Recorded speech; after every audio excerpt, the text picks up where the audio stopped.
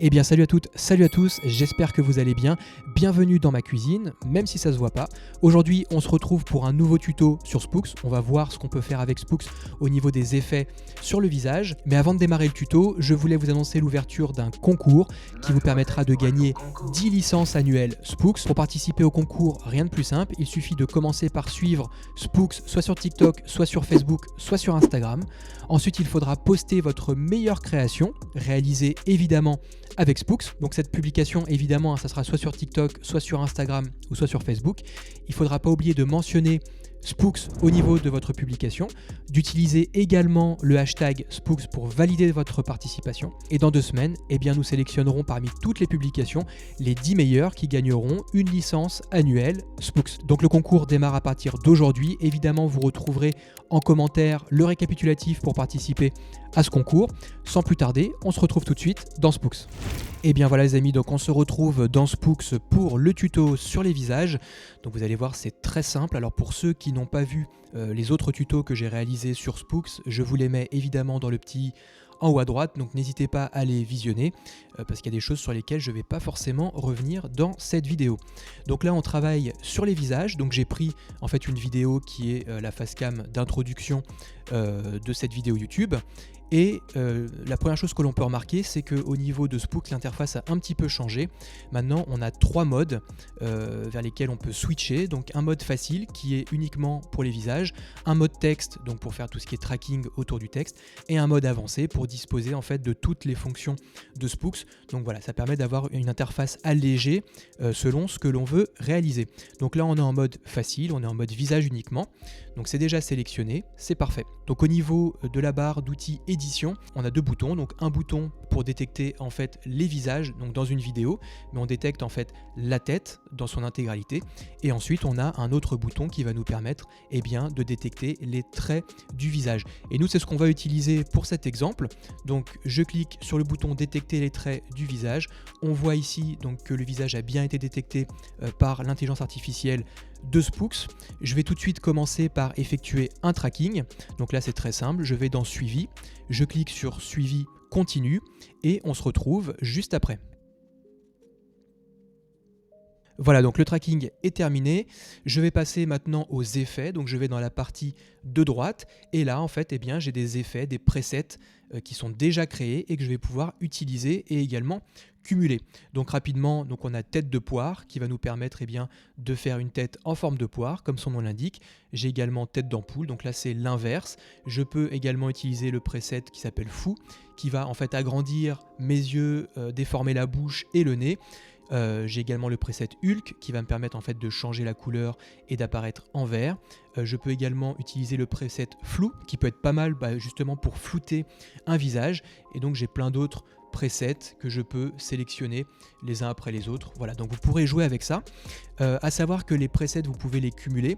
Par exemple, je peux mettre tête de poire et en même temps l'effet glitch, et ce qui va me donner en fait les 2 effets en même temps. Lorsque je joue la vidéo, en fait on voit que j'ai l'effet glitch et également l'effet tête de poire. Une fois qu'on a sélectionné nos différents effets, on a juste à passer à la partie exportation.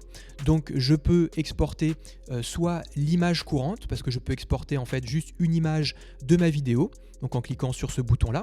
Je peux également exporter un GIF, donc ça je l'ai montré dans mes précédentes vidéos. On peut exporter évidemment la vidéo en vidéo avec les effets. Et j'ai également donc des presets pour Instagram, pour TikTok, pour Snapchat et pour Facebook. Donc admettons que je veuille exporter ma vidéo pour Instagram, il suffit que je clique sur Instagram ici. Là j'ai des presets, donc soit si je veux publier une story, un post, j'ai également un format 16:9 et un format 4/5. Donc moi si je veux publier cette vidéo en story, je clique sur story et je peux recadrer avec l'option position, je peux recadrer ma vidéo et ensuite j'ai plus qu'à cliquer sur OK et à réaliser mon export. Donc vous l'avez vu, c'est extrêmement simple de réaliser des effets. Maintenant, on va passer rapidement dans l'interface avancée pour que je puisse vous montrer également ce qu'on peut faire dans l'interface avancée. Donc je vais cliquer sur le bouton ici, je vais cliquer sur avancer, je vais faire OK et on se retrouve dès que l'interface avancée a démarré. Voilà, donc on se retrouve dans l'interface avancée de Spooks. Et donc là, eh bien, comme tout à l'heure, je peux sélectionner le bouton pour détecter soit les visages ou soit détecter les traits du visage. Donc là, je vais, comme tout à l'heure, détecter les traits du visage. Comme tout à l'heure, je vais effectuer mon suivi, donc un suivi continu. Donc soit je clique dessus ou soit j'utilise la touche Y de mon clavier.